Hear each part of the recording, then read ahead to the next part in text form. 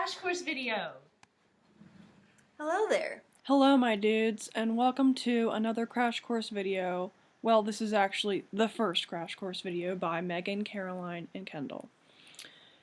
I'm not going to go into too much detail about what you're going to be learning about today, but it's going to be pretty focused on your brain area and your memory and why it's useful. So here's Kendall explaining that even more. Enjoy! Hello there. We're going to be talking about memory today. Why study this? Well, kids, without memory, how could you be able to learn anything?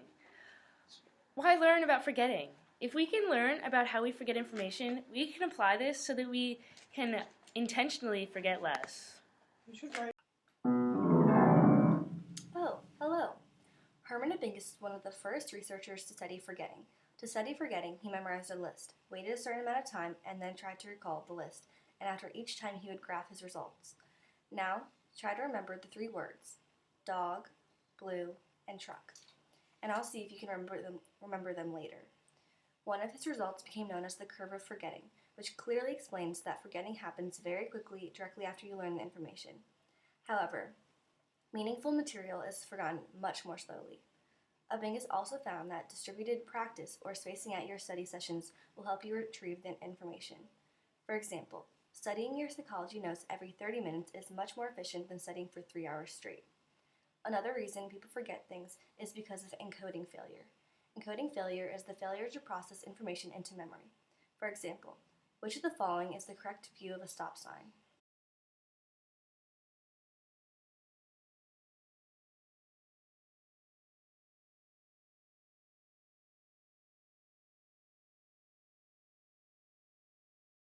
An old theory of forgetting is the memory trace decay theory.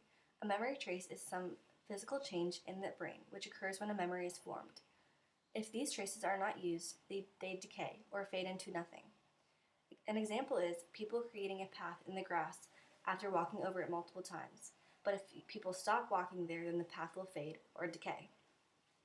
Have you ever switched from driving a car with the gear shift on the wheel to one with the gear shift on the floor of the car? If yes, you will remember having trouble at first getting into the new car. You may have grabbed at the wheel and realized the gear shift was on the floor. The reason for this is called proactive interference. Proactive interference is the tendency for older or previously learned material to interfere with the learning of new material. Another example is saying your old phone number when you just got a new phone number. However, retroactive interference is when newer information interferes with retrieving old information. For example, when you change back to your old car and reach down to the floor for the gear shift before remembering the old way of doing it. To the actual neuroscience of memory. The hippocampus is an area in the brain where long-term memories are formed. Scientists had studied a man named H.M. He suffered severe seizures as a child, and in an attempt to cure this, doctors removed his hippocampus. The last thing he remembers is being rolled into the operating room, and since his surgery, he has struggled to form new memories. This story helps us to prove that the hippocampus plays a crucial role in forming memories. He could also no longer consolidate memories. Consolidation is the process of forming long-term memories from short-term memories, making them stable. Neurotransmitters play a crucial role in the formation, storage, and retrieval of memories as well. Thank you, Kendall. Hello, friends. Today I'm going to be talking about amnesia. So, the most basic or well-known example I can think of when I think of amnesia is the movie Anastasia, where the red-headed princess girl falls off the train with her grandma, and then she hits her head and she can't remember anything before the accident. That's the most common example I can think of.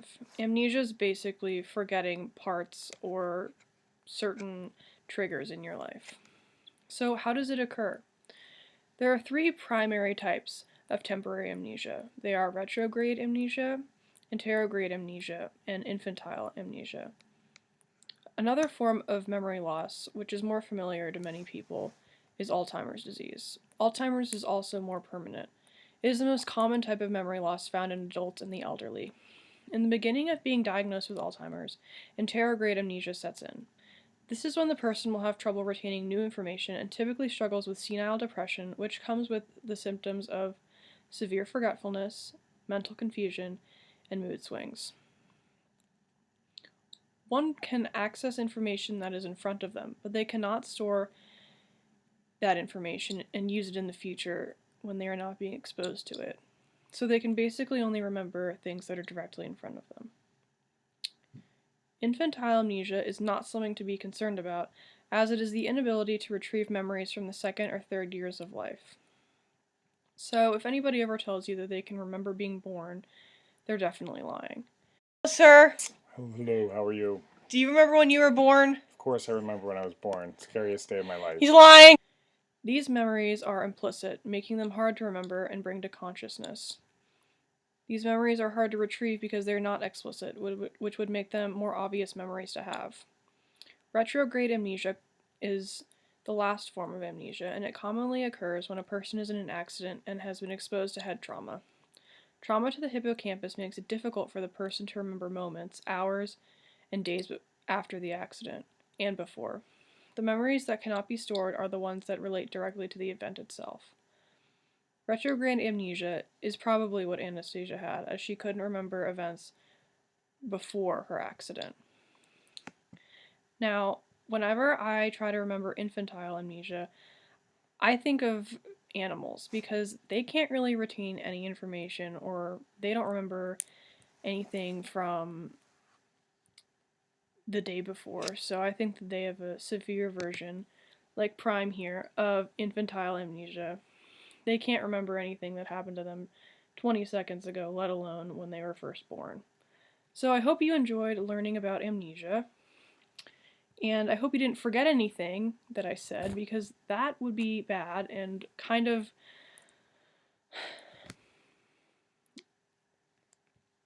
Yep, that would just be bad. So, thanks. Hope you enjoyed this little rendezvous. And don't fall off of any trains, because it would really suck to forget your whole life.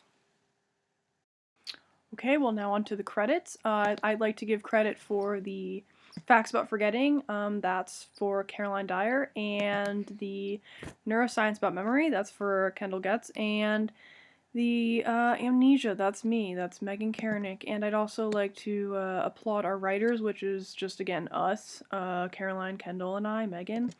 And the editor, I guess, is myself, and my bird here, Prime. And credit for all of our information, I gotta say, the psychology textbook, thank you, Miss Curley, for that.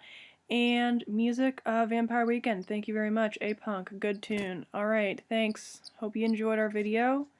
It's been a real good time. And one quick question, did you remember the 3 words that Caroline asked you to remember?